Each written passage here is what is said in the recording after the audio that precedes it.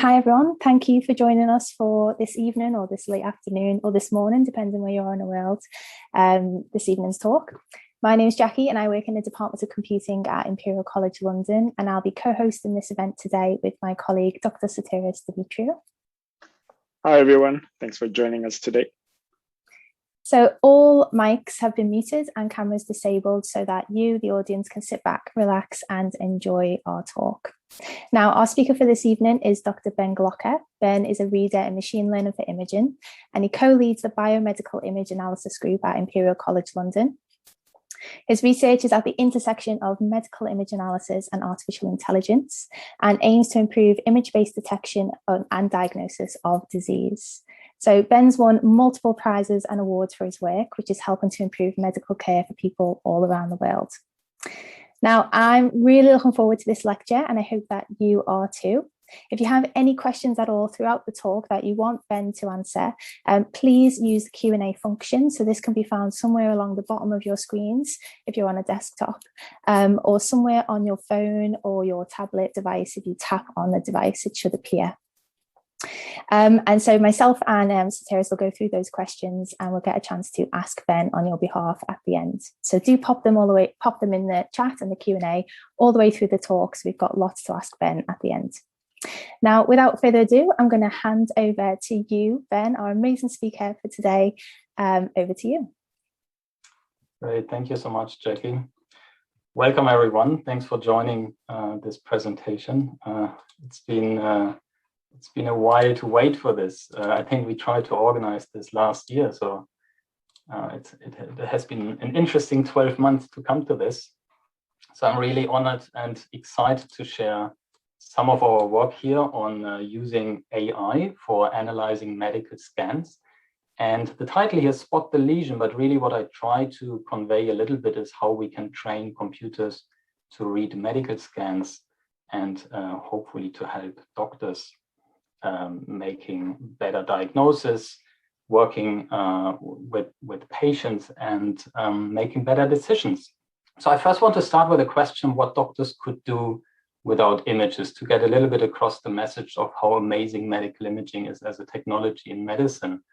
And if you really think what doctors can do with a patient is to ask, of course, about symptoms, but probably mostly we are looking at what's going in and what's coming out. And then have to make decisions about what could be the potential problem, the disease, or any underlying health issue. So without images, if we wanted to look inside the patient, if we wanted to understand what's going on, we would really have to be a little bit more invasive and maybe do a surgery and open up the body to look inside. So what can we do with images? So this is where medical imaging comes in. And illustrating here a little bit what type of various ways we have to look into the human body. So many of you might have had a fracture at some point in your life where you maybe have broken a bone and you might have gotten an X-ray scan. So many of us are familiar with X-ray. It's a nice way and cheap and simple and fast way to look inside and see a very clear and high resolution image of the bones. So we might be able to see if there's a fracture or some other problems. Or let's say a patient has some persistent cough over some time and you go to your GP and it's not easy to figure out what's going on. We can take a chest X-ray and look at the lungs, and hopefully everything is clear and we can rule out certain diseases. But again, with this simple imaging technique, we can get a much better perspective on what's happening inside the human body. Now, with more advanced imaging techniques, for instance, this MRI, magnetic resonance imaging, we can even take images of the beating heart and get an idea of what's going on in terms of also the functioning of an organ. Now, we probably all have seen ultrasound images to monitor and observe how our babies grow during pregnancy. But now with really advanced imaging technique like this real-time MRI scan, we can even now look inside and see what's going on and how our babies wiggling around and what their mood is. But at the same time, we get a really good image already of what the organs are like, what the brain will be looking like. So we can maybe even detect very early on if there are any potential problems. And then we have imaging technology that gives us very high resolution, high fidelity scans of the human brain, so we can understand and study how the brain works, and also potentially see if there are any diseases or pathologies or abnormalities.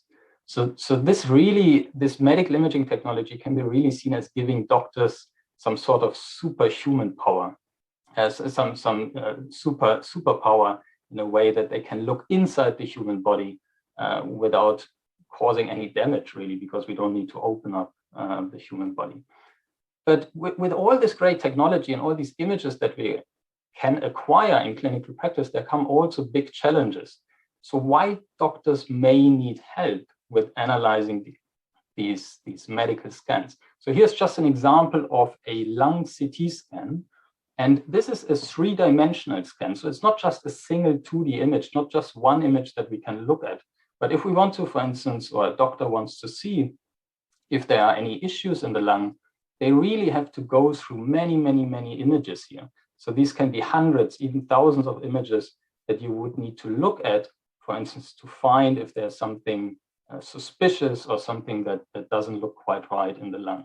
So that is where doctors might need help, and that is where computers hopefully can come in and support doctors in reading these medical scans. So just to give you a few more examples. So here's another snapshot of a lung CT scan.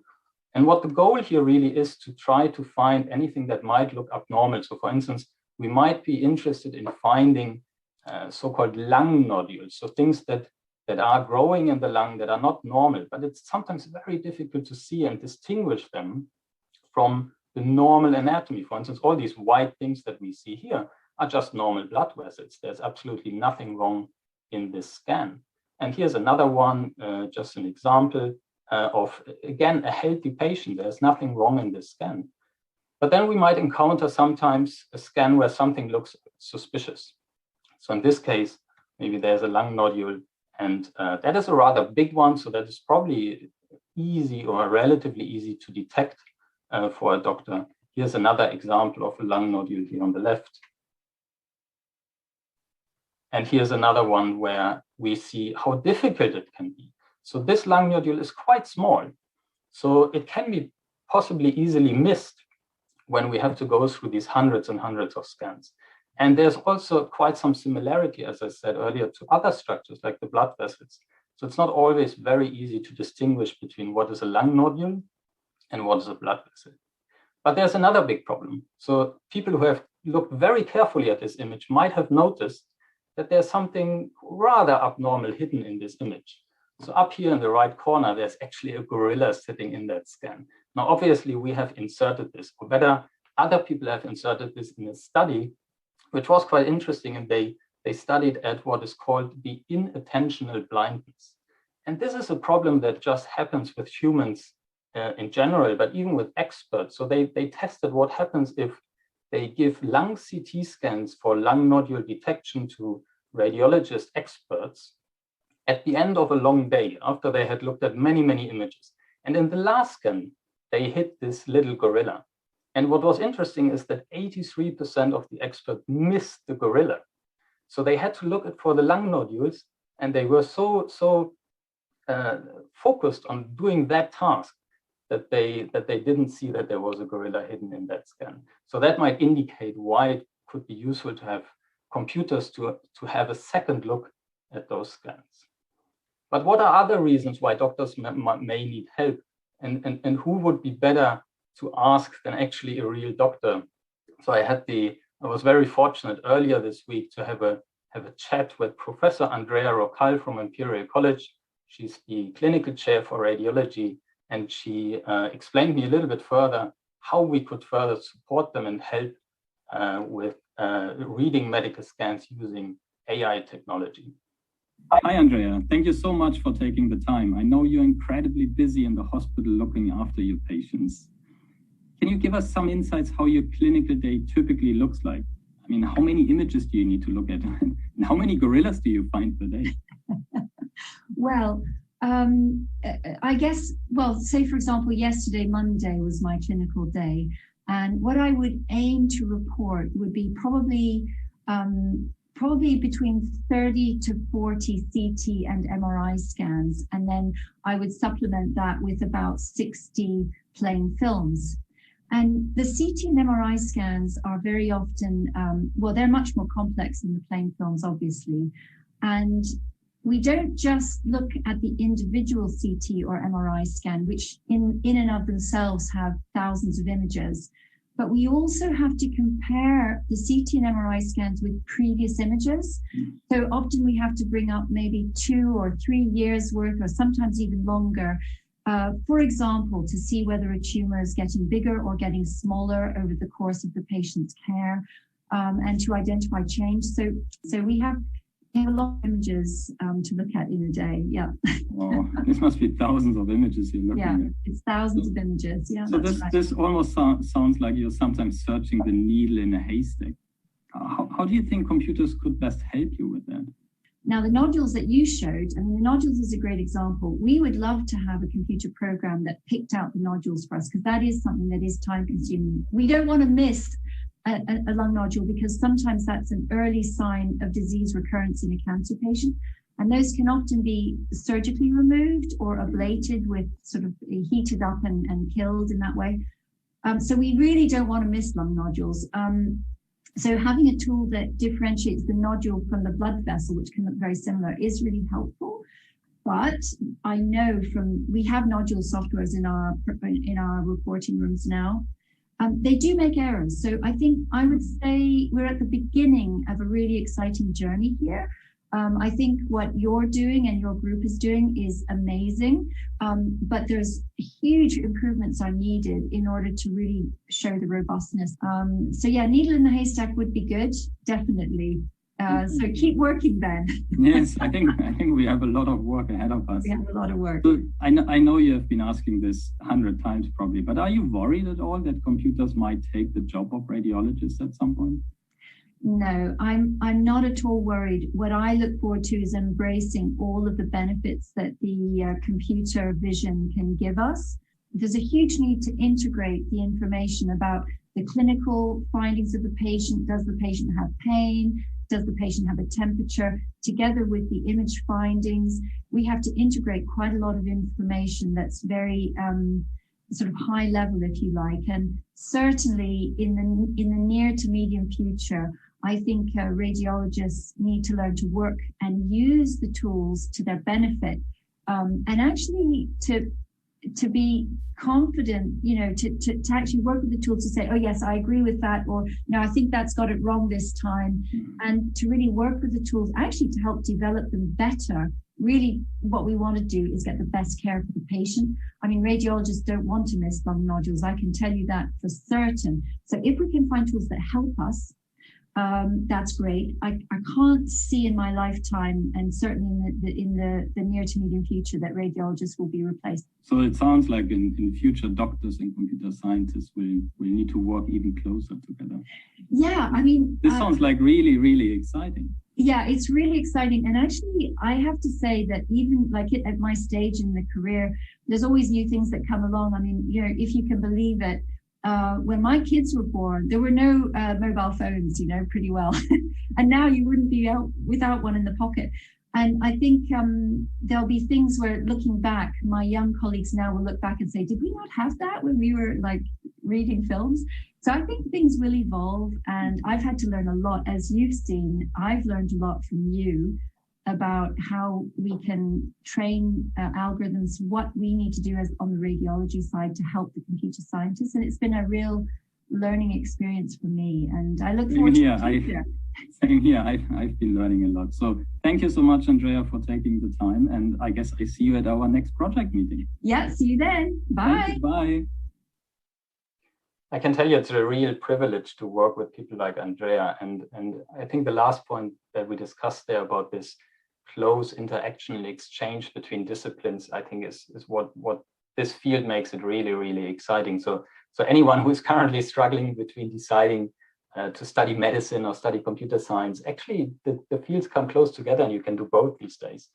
So Andrea mentioned an interesting point, how also the interaction can happen between doctors, how they can help us to maybe improve algorithms. But what I want to get across is to try to tell you a little bit how this generally works. How do we train a computer to spot lesions in the first place?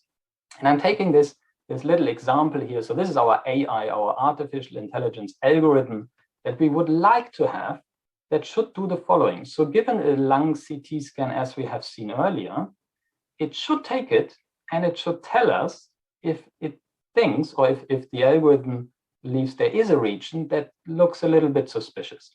So that would be great to have, because then Andrea can maybe go through more scans or just have more time with her patients. So how do we get there? How do we train such an algorithm? Now, the way computers do this is to actually build what we would call templates. So they need to build an internal model or an image of what a lesion looks like. And I want to do a little exercise with you. So I want to just think, how do humans actually do this? So just for a moment, think the following. Think elephant. And what will probably happen in every one of your minds is that there will be an image coming up. And interestingly, if we would be able to look at our different images, they would probably all look very different. So each of us will have a different mental model, a template of what an elephant looks like. But all of us will be able to look at any of these images and say, that looks like an elephant. So how do humans do this? And if this template building works, maybe that is what we can do with computers. So maybe what a computer needs to learn is how an elephant looks like or how a lesion looks like. So the way this works is, how do we teach a computer visual recognition? Is, in order to illustrate this, I want to take a step back and I want to make our task a little bit easier than spotting lesions in medical scans. So for the next few minutes, I want to talk about what is digit recognition, which is basically a little image where someone has done a handwritten digit and that was digitized. And now our algorithm should be able to take that image and tell us, for instance, that this clearly looks like a 5. Or if it gets an image like this, the algorithm should be able to tell us that this is a 4 or that this is an 8. So it should, whenever an image comes in, makes a decision whether it's one of the 10 digits. How can the algorithm do this? So in order to further illustrate this, I make your task even simpler. Let's say our algorithm has only the task to distinguish between 0s and 8s. So it's a binary decision, as we say, a yes-no answer, a left-right, if you want. It just has to say, is it a 0 or an 8? Now, in order to understand how an algorithm can do this, let's first have a look at what actually an image is. So an image in a computer is basically just a bunch of numbers. In this case, it's an array, it's a matrix of numbers. So every pixel in an image, and for these images, we don't have many pixels. We just have 28 by 28 pixels. So if you take an image with your smartphone, you will have millions of images and millions of pixels. But here we just have around 700 something pixels. Each pixel has a number, and the number corresponds to the brightness of that pixel in this grayscale image, in this kind of almost black and white image. So these are the numbers that a computer can use to make any decisions. So now let's say we have a couple of examples of handwritten 0s and handwritten 8s. So how can a computer now try to understand and make a distinction between these two types of digits? The algorithm needs to build a mental model, a template, very similar to when we think elephant. It needs to think, what is a 0, what is an 8? Interestingly, we can use machine learning for this. So this is the field where my research is happening, where my team is working on, using machine learning algorithms to learn templates, to do what we call pattern recognition. And what we can do is we can start with a template that doesn't make any sense. So we take an image that has also 28 by 28 pixels, and we ask the algorithm, use this template. So this is a randomly initialized template, we would say. It's basically just a bunch of random numbers. And we ask the algorithm, can you use that template to distinguish between 0s and 8s? And the algorithm will not do a good job. It will do a 50% chance because that template is not very useful. But then by doing these mistakes, the algorithm can update the template. And that is happening as part of this machine learning algorithm. In the next iteration, in the next step, it will update that template further and further, and something interesting emerges. Some weird pattern emerges in this template. And after training, so this is the training stage of the AI algorithm, the following pattern emerges. And again, this is really just a bunch of numbers, but you see they have an interesting center here with high values inside and low values outside. Now you might ask, so how is this related to the elephant template? This neither looks like a 0 or it doesn't look like an 8. But the interesting thing is we only ask the algorithm to distinguish between 0s and 8s. We didn't ask it to recognize 0s and 8s. So, and that is exactly what this template can do. So if we use this template, and let's say we get some new data with 0s and 8s, we can put that template on top of each example, and it's really doing something mathematically very simple. It's just doing multiplication between the pixel values in each of those images and our template. And then we can either sum this up or we can just leave it. But if we just go over all these individual examples and I show you how it looks like after we have multiplied the template with each individual image, something interesting is happening. You see some of the examples get a bright center, and these are the 8s. And all the dark images are the 0s, or at least almost. So if we look at them, there's actually a mistake. One of the 0s here got classified by the AI algorithm as being an 8. And I think we can understand why, because there's a bit of a brush stroke going through the center here. But this is kind of in a nutshell, really how an AI algorithm can make can do visual recognition. It has to learn templates that then can be used to distinguish data. So this algorithm now, where we put our template that we just learned on our examples of 0s and 8s, can do a pretty good job in identifying whether this handwritten digit is an 8 or a 0. Now, remember, we wanted to solve a more difficult task. Actually, we wanted to be able to tell between 10 different digits. So this template alone will probably not be enough for doing this. So how would we do a more complex task where we could even recognize 10 different types of digits? So here are just some examples of those handwritten digits that we would like to be able to recognize. We need more templates. So a single template is not enough. And this is where the so-called deep neural networks come in. Or you might have heard of the term deep learning, which is now all around and which is really driving the revolution in AI. It's a specific type of algorithm that we're using. And it's actually quite simple if you think about it. So you already understand that you can build an AI with a single template. Now, what about we just extend our algorithm and it's not having just one template, but it is having many templates. And all these templates can be learned by giving it training data. And these templates are also not working in isolation. We can even connect them, and that's why it's called neural networks. So each of these individual templates is actually connected to the next layer of templates. So each column here in this algorithm with different templates, we would call is one layer in our deep neural network.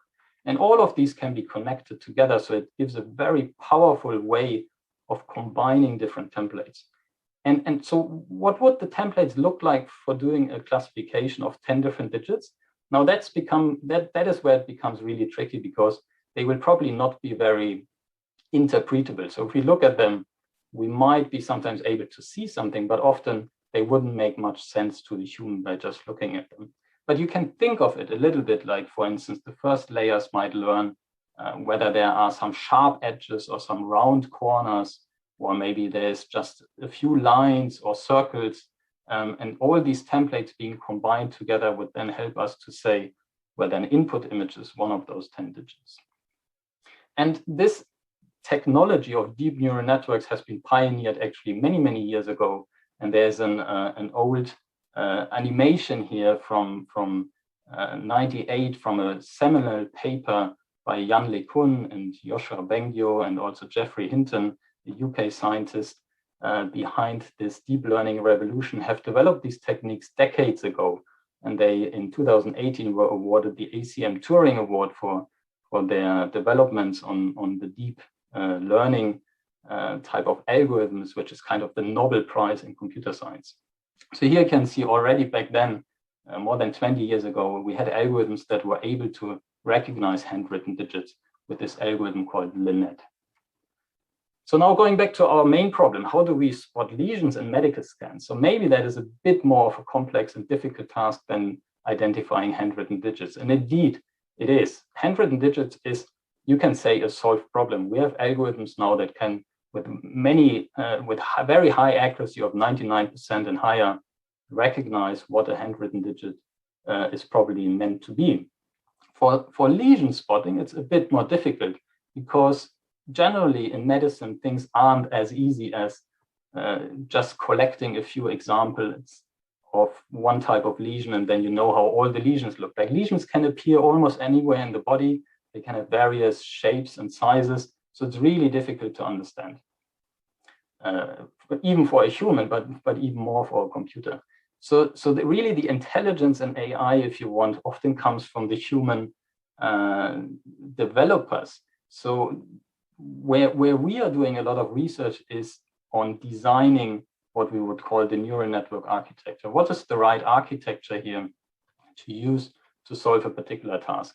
I'm very proud of these two people here, Martin and Chi. Martin was an Imperial undergraduate student in our computing department, and Chi was a postdoctoral researcher with me. She's now a professor in Hong Kong. And they have worked on a neural network architecture that was able to spot lesions with unprecedented accuracy. So this was called a retina net.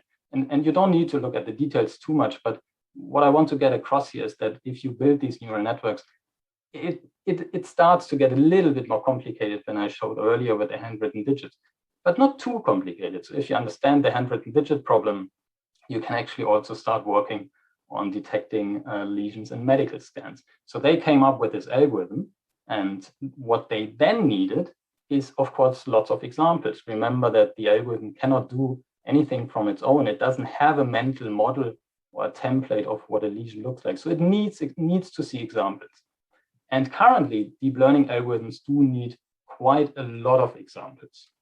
So here we had not just a few, not just a few hundred, not just a few thousand. We had 32,000 scans that the algorithm could learn from, where a human expert in the first place showed the algorithm where the lesion is.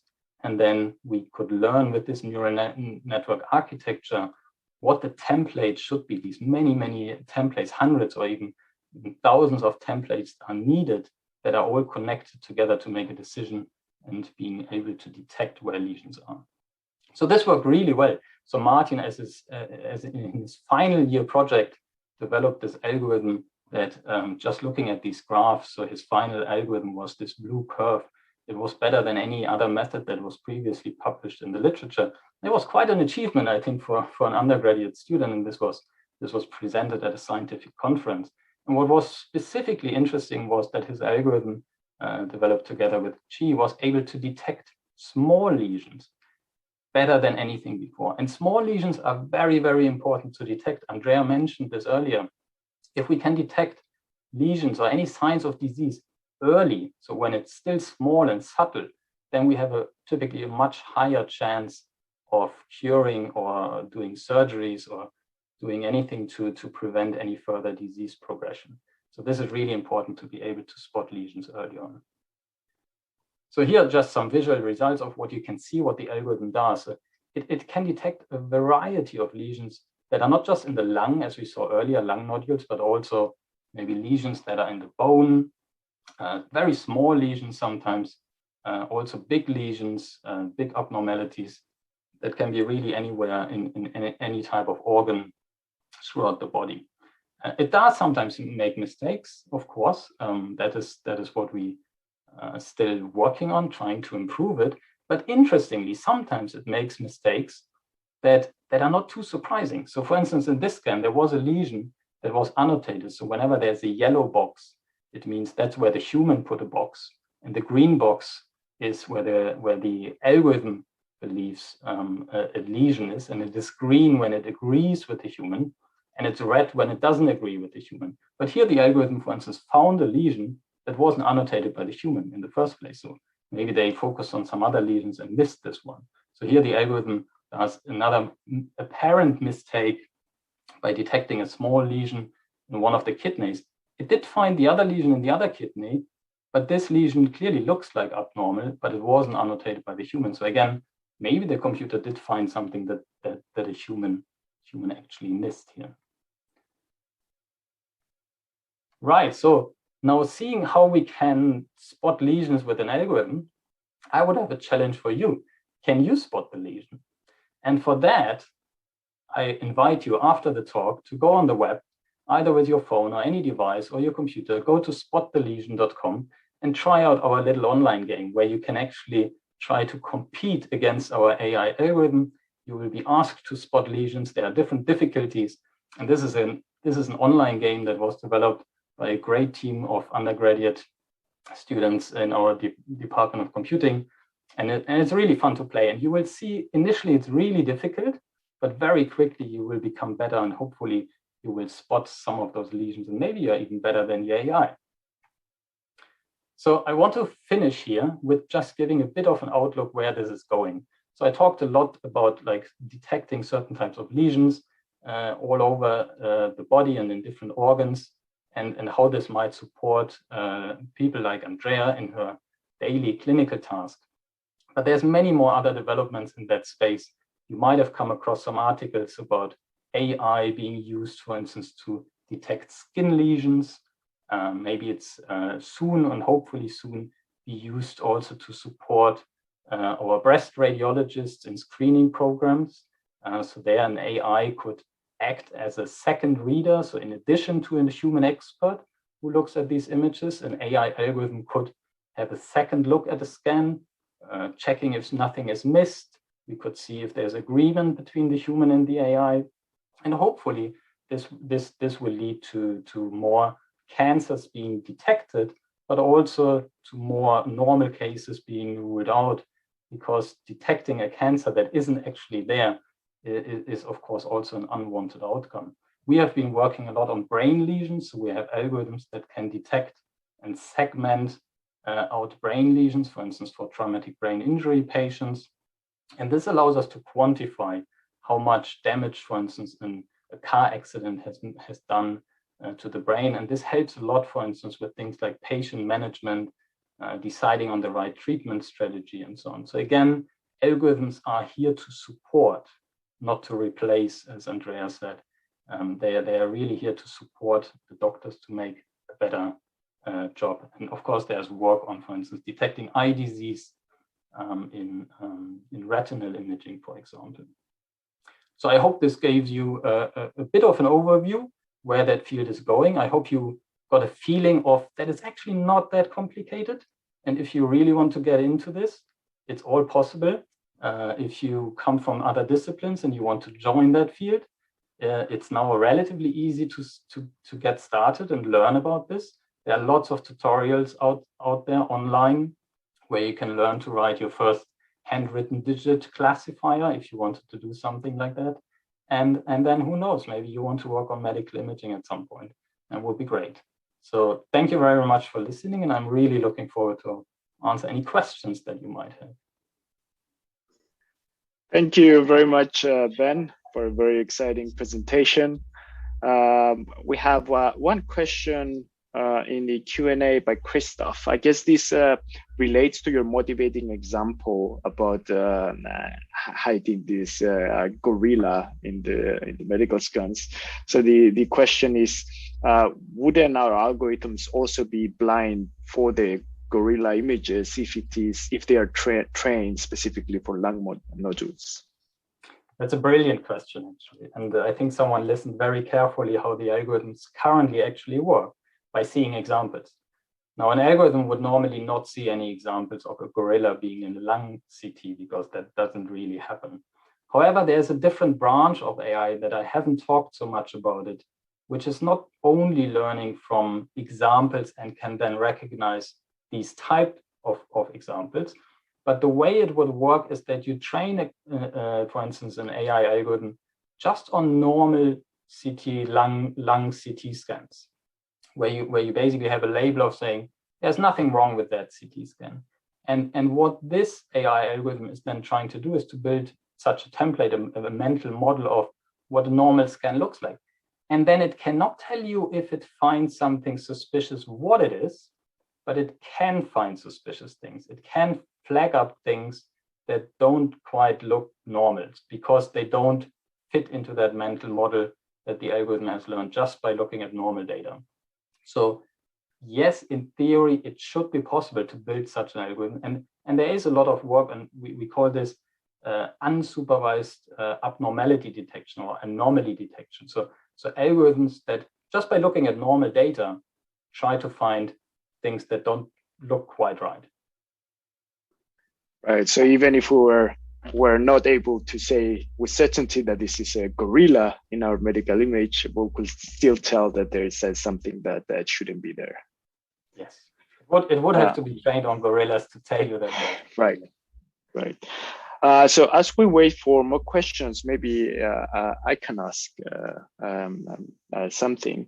So I was wondering how far ahead are we with these technologies? Can we rely 100% on these algorithms, or do we still require some human supervision?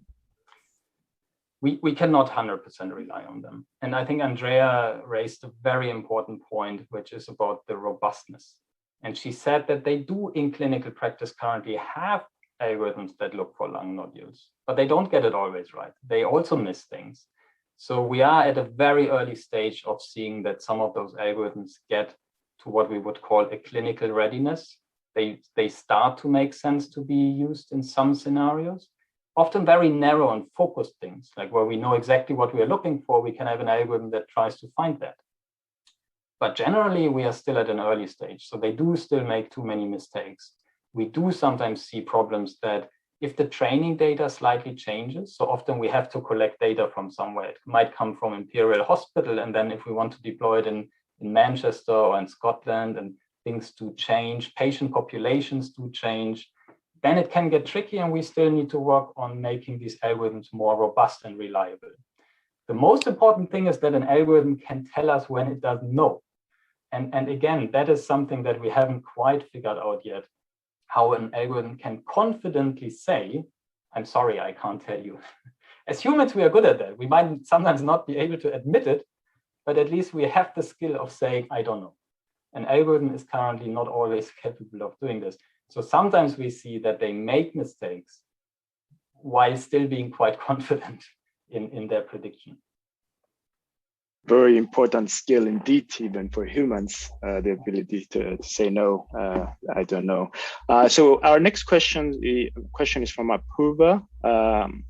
It asks, how does the success rate of current imaging algorithms, for example, for lung nodules, compare with the success rate of actual radiologists, if we were to compare the two? Will we ever get to a point where the machine learning algorithm makes less mistakes than the doctors themselves? And is that the goal? That's a great question. Yes, of course, it's the goal to make fewer mistakes than the human, because we don't just want to support doctors by having another tool like a second eye, but ideally we want to improve healthcare. We want to improve outcomes for patients. We want to detect more cancers, and we want to miss fewer lesions. I think at the moment we do see success stories, and what a success story is by comparing an AI algorithm on a narrow task to a group of radiologist experts, and they do get on par. Sometimes they surpass, sometimes they are less. But it really also depends how you look at that problem. One big mistake that we shouldn't make is to just trying to put them head to head, because computers can do things that humans can't do, and vice versa. And we need to find out the complementary skill set and use them together to become better overall, I think. Thanks for that, Ben. Next question from Manikam. How the training data is acquired is privacy concern? Yeah, so I mean, of course, we are relying on patients being willing to donate and offer their data that we can use to train algorithms. Now, there are several ways of looking at this, and I'm not an expert in data privacy, so I don't want to go too much into the legal aspects of that question. But generally, we are working on fully anonymized data. So meaning that if we get a medical scan, we don't know who the patient is, we don't know their names, we don't know any personal identifiable information about them. What we do know and what we do need to know is maybe some background about their clinical history. We typically need to know their age and biological sex and some other demographic information that is important to train these algorithms to also to understand where do they fail. So that is another important one. If we just get data where we don't know anything, I mentioned an image is a bunch of numbers. If we only have the numbers, then we have difficulty, for instance, understanding if our algorithms don't perform well on certain subgroups of the population. But we want to know. We want to know where the algorithm is bad. We want to know if we need to go out and collect more data from certain groups of patients. So yes, I mean, certainly I understand the concern of the question, and it's an important topic to discuss. But eventually, of course, AI lives with the access to data. So we need data and we need people volunteering their data to the training of these algorithms. The next question from Wayne. Are there situations when image sequences, let's say videos, would make some lesions easier to detect? Yeah, so I simplified here a little bit. So I showed you sometimes some snapshots and said, can you tell me if there is a lesion or not? Is this a blood vessel or not? That's not exactly how it works. So Andrea mentioned she can do like 40 CT or MRI. That means not single images, but like these volumes. So multiple hundreds of 2D images. And you need to know that you need to have that 3D information often. When you scroll through a scan, you can then see, is it a blood vessel? Because it has a continuity, it goes in 3D, something like that. And the nodule would just like start and stop somewhere, right? So it's really important to have that information. In terms of videos, yeah, I mean, very similar. Sometimes the temporal, what we say, continuity, so the change over time is really important to look at if you want to make like a decision or if you want to detect something.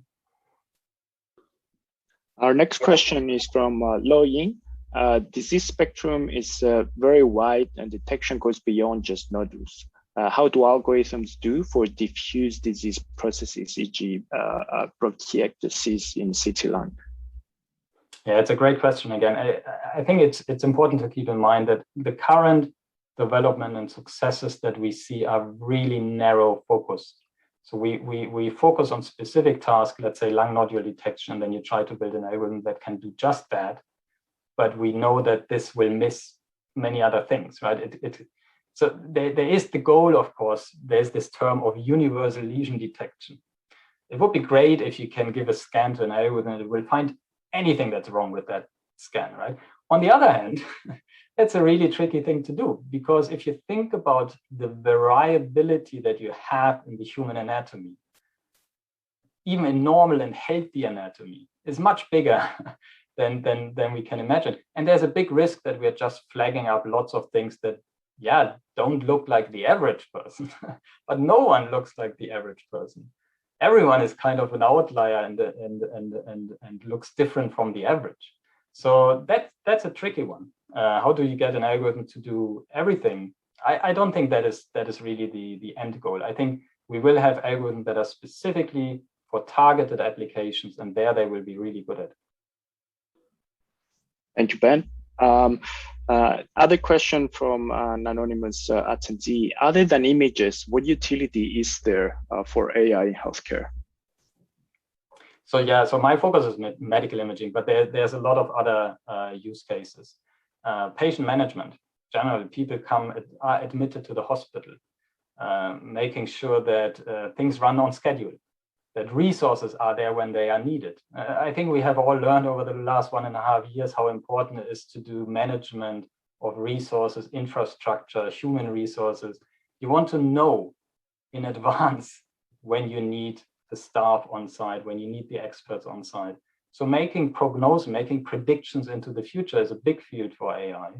So being able to predict when a peak comes, when things might go out of control or might go into a direction that isn't as our normal daily routine. So yeah, analyzing data in general in healthcare is an important aspect. The other one is drug discovery. There's a big area on using AI for discovering drugs. It could help in that space to discover new use cases of existing drugs. Analyzing historic data reports of side effects might actually reveal that certain drugs might have effects that we didn't know about, and we might utilize that and be treating diseases with drugs that we didn't know we can. So yeah, I mean, generally, I think data science is a field, if you want to go into making the world a better place and work on healthcare, I think that's where you can make that. Right. I guess that also relates your last comment with genomics and personalized medicine and how AI can definitely be helpful in that. So our next question is, do you worry that human doctors may get too reliant on machine learning tools, trusting their outputs without giving the scans a closer look, much like drivers in Teslas that don't watch their road and get into accidents? If so, how do you think we could combat this reliance? Yes, brilliant question. I'm not generally worried, but of course there is a risk of what we sometimes call the automation bias. If we are relying too much on algorithmic decisions and we stop questioning them, then we might run into trouble. So at the same time as the technological developments are happening, the algorithms get better, we need to work on many other levels as well. Training, education, getting people to understand what these algorithms can and cannot do. Fairness, transparency, interpretability. We need to understand the entire spectrum of what happens with this technology. Experts, patients, carers, there are so many stakeholders in that field, and we need to bring them all on board and understand what's going on with that technology. Next, we have Luis Zanini. If in the future the algorithm has an absurdly high success rate, wouldn't that take the confidence away from doctors to dispute if a suggested diagnosis by the AI is correct, therefore making doctors never want to say the AI is wrong? So we have this kind of competition between the two. Yeah, I think it relates to the previous question, and Andrea made a good point there about the confidence. Now you have in medicine, I think a lot about the what we would call like the skill level that is being built up over 10, 20, 30 years, right? So you have these people who just get it right because they have 30 years of experience. But if you're a junior doctor and you have a stressful day and you're not have enough time to look at the image twice, you might trust the algorithm quicker, even if you like have a slight suspicion. So I think that is what Andrea mentioned. We need to also get doctors to have the right confidence to question it, right? And they need to also have the right skill set to look critically at these technologies. We want independent evaluation. It shouldn't be me telling you how good my algorithm is, right? It should be someone who is like completely independent, can look at it critically and say, look, I think your algorithm is making too many mistakes. We can't use that. That's important. Right. Next from Johnner. Thank you for your great talk, Dr. Glocker.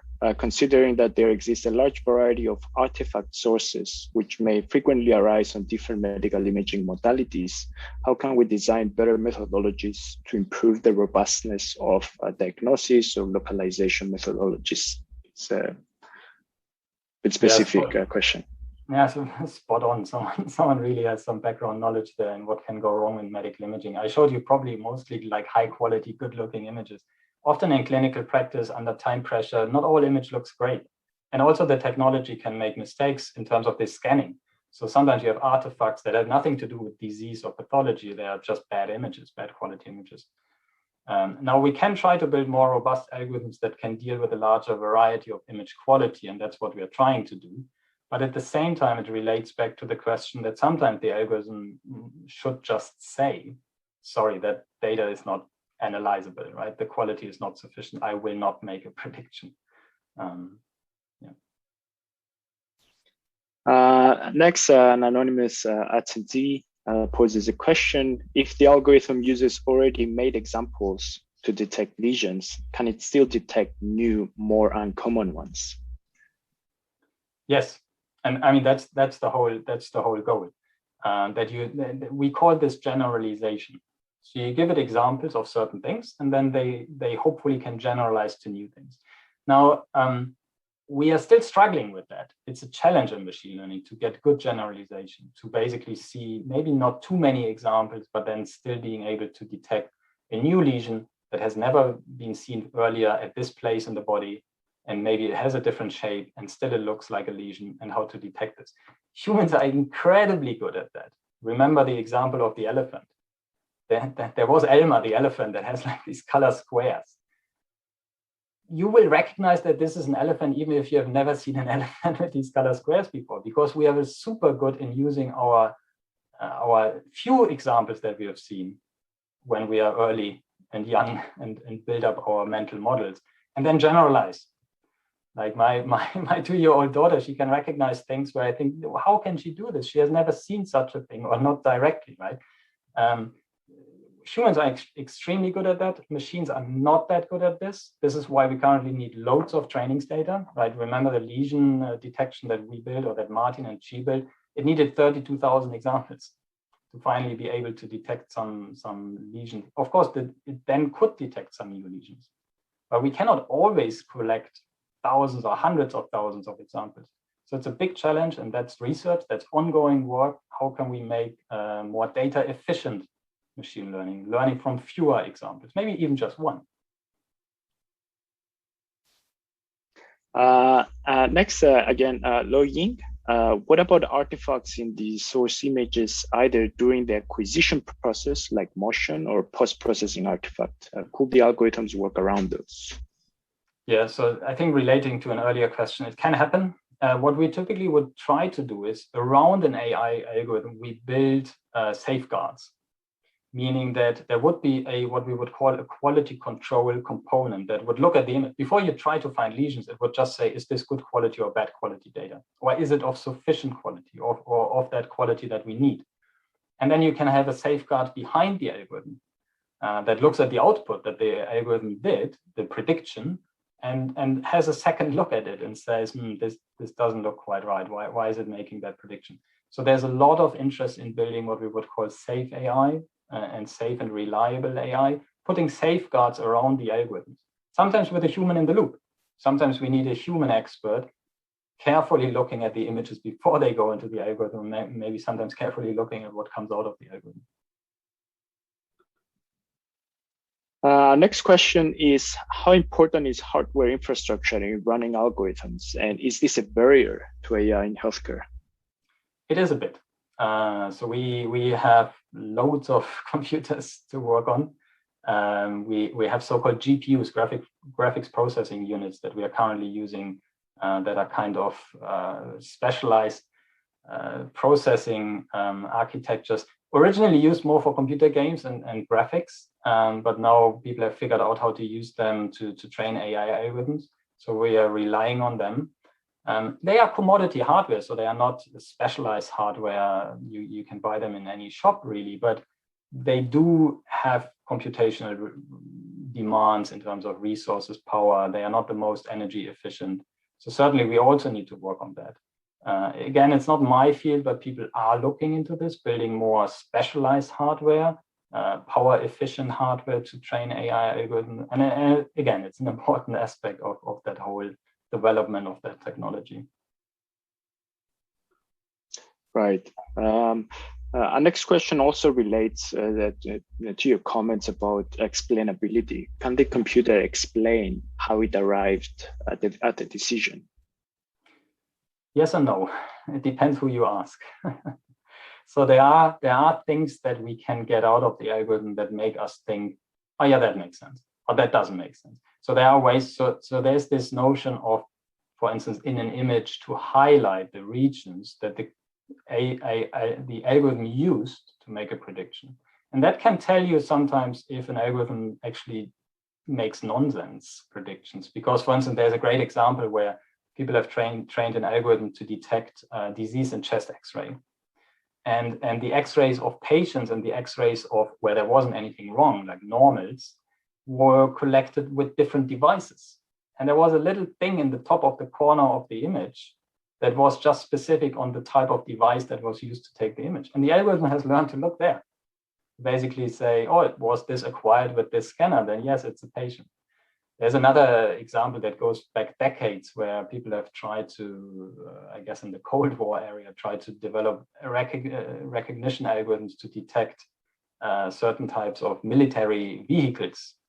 And they realized at some point the algorithm was trained to detect vehicles from 2 different countries, and one of them, where the vehicles were pictured in like an area where there were clouds on the sky. So the algorithm has learned to find clouds and then tell where that vehicle is coming from. So it's important. Explainability is important to find these type of mistakes.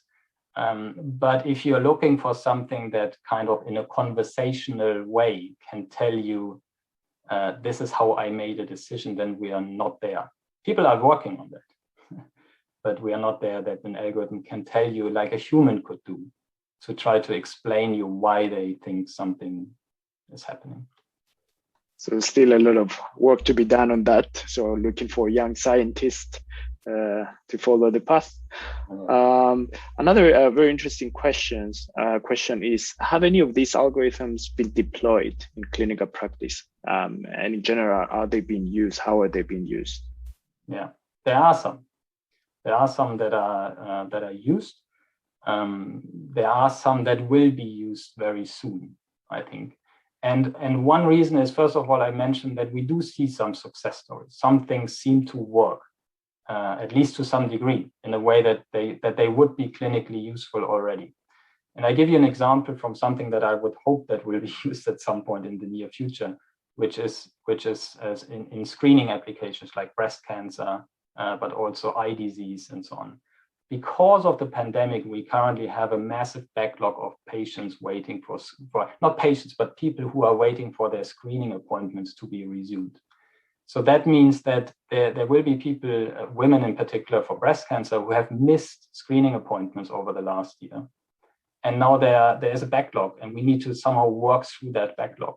And we have some algorithms which are already quite good, really good, as good as humans to detect whether there is breast cancer or not present. They are not perfect, but the humans are not perfect as well. So what we can do is we can use those algorithms in combination with human experts to get faster through that backlog in a safe way. So that would be one thing that I think could and should hopefully happen soon. There are some again specialized algorithms that are in use for detecting stroke in CT, finding certain types of bleedings in brain images. They are being used. But I think generally we have to be careful and do this slowly and properly and rigorously and have the right evidence so that we can really make sure that this technology is being safe for patients. I think this is the most important thing. At this point, I think we have answered all our audience's questions. I'd like to very much thank you, Ben, for a very exciting talk. And I'd like to echo some of the comments that we had from our audience. Thank you for the talk. I found it very interesting and helpful. Many thanks for suggesting the Spot the Lesion website, kind of where to try it. Again, great lecture. Thank you very much for the lecture. It's been very interesting. Definitely agree with those comments. And thank you for making the time to talk to us today about your research. Thank you so much, everyone, for joining. It was really a pleasure. Yeah. At this point, I would like to give it back to you, Jackie. Thanks, Adil. Yeah, exactly what I was going to say. So lots of positive comments. And if you do have some feedback for us, just pop it in an email or use our social media channels to contact us and let us know how you found it. I'm just going to share some slides now very quickly to finish the talk today. So hopefully, oh, there we go. So I wanted to thank you, Ben, for sharing this because I think it's a really great game and I posted the link in the chat. So if you do get a chance, have a look straight now after this talk and give it a go and you'll be taking part in real research, which is really cool.